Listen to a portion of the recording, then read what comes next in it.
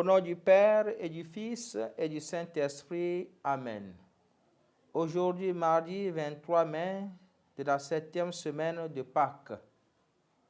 Ô Seigneur, envoie ton esprit et tout sera créé, et tu renouvelleras la face de la terre. Évangile de Jésus-Christ selon Saint Jean. En ce temps-là, Jésus leva les yeux au ciel et dit: Père, l'heure est venue. Glorifie ton Fils, afin que le Fils te glorifie. Ainsi, comme tu lui as donné pouvoir sur tout être de chair, il donnera la vie éternelle à tous ceux que tu lui as donnés.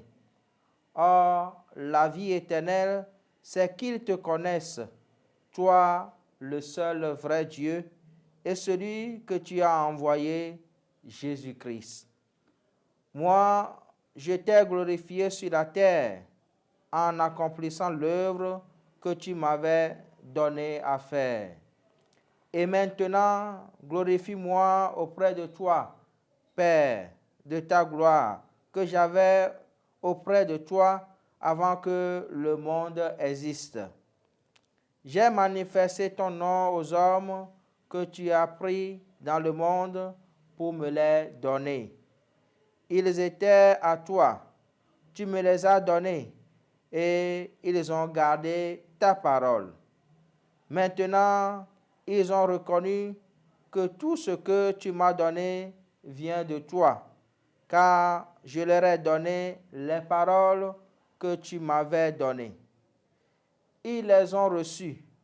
Ils ont vraiment reconnu que je suis sorti de toi et ils ont cru que tu m'as envoyé. Moi, je prie pour eux.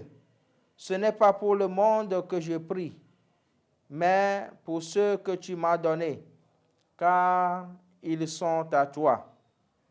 Tout ce qui est à moi est à toi, et ce qui est à toi est à moi, et je suis glorifié en eux.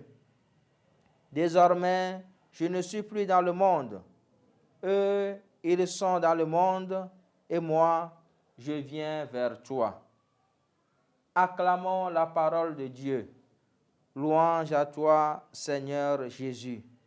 Chers frères et sœurs en Christ, dans l'évangile que nous venons d'écouter, Jésus glorifie le Père pour ses disciples, qui d'une part ont reçu sa parole et d'autre part glorifient le nom du Père.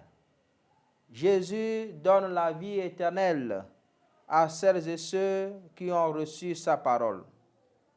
Nous y voyons donc, chers frères et sœurs, que la parole de Dieu demeure le chemin par lequel les croyants atteignent la vie éternelle.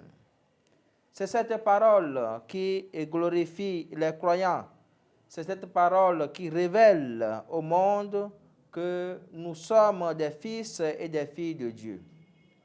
Ainsi donc, la parole de Dieu devient et demeure pour les croyants la lampe sur la route quotidienne. Elle demeure l'élément important pour le discernement quotidien, afin que les choix de tous les jours puissent glorifier le nom du Seigneur. Oui, écouter la parole, c'est la garder. La garder, c'est vivre avec elle. Vivre avec elle, c'est glorifier le nom du Seigneur. Voilà ce que Jésus loue comme attitude en ses disciples. Et voilà pourquoi il remercie le Père pour la vie de ses disciples. Oui, ils recevront la même gloire dans le Fils, celles et ceux qui vivent de cette parole. Vivre de la parole de Dieu, c'est vivre de Jésus lui-même, puisqu'il est la parole de Dieu qui s'est manifestée au monde et qui a pris chair dans le sein de la Vierge Marie. C'est cette même parole qui nous rend fils dans le Fils.